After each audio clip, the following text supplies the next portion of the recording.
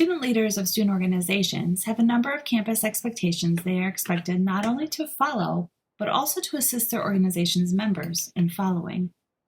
The purpose of these campus requirements is to both assure that students are provided positive and safe involvement opportunities, and also for UW-Whitewater to provide for support for those involvement opportunities that you and your organization are providing.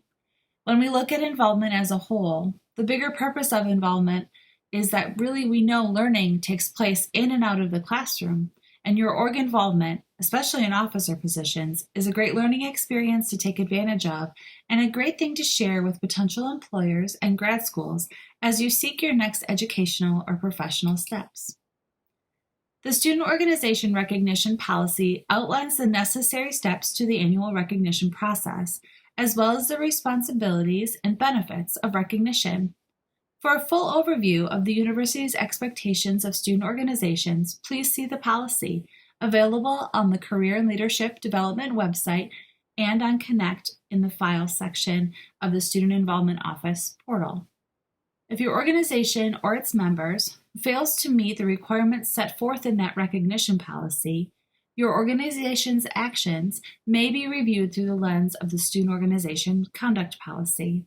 Actions will be taken for misconduct, ranging from written or verbal warnings to loss of recognition as an organization.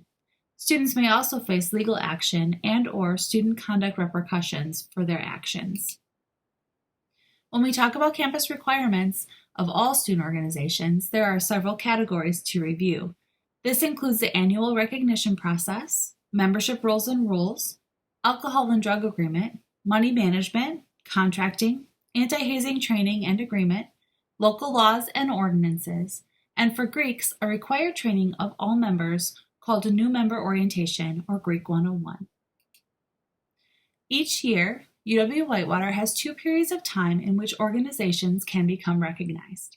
In April and May, organizations work to become recognized for the following academic year.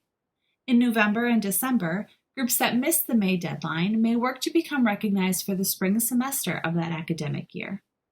Recognition includes completion of the student leader certification by both the lead officer plus a second active member.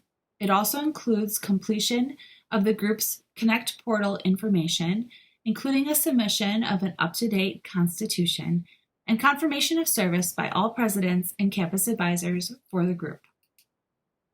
A second category of expectations is membership.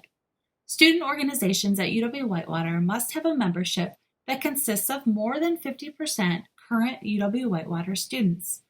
Others are welcome at the discretion of the organization. All officers must be current students at UW-Whitewater. All organizations at UW-Whitewater must have at least one advisor who is an employee of the institution. And lastly, criteria for membership and officer eligibility must not legally discriminate and be fully outlined in the group's constitution.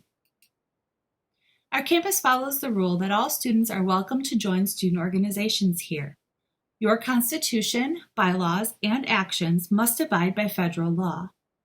Per the June 2010 Supreme Court decision of Christian Legal Society versus Hastings, student organizations at public institutions must have an all-comers policy, with the only exceptions based on law.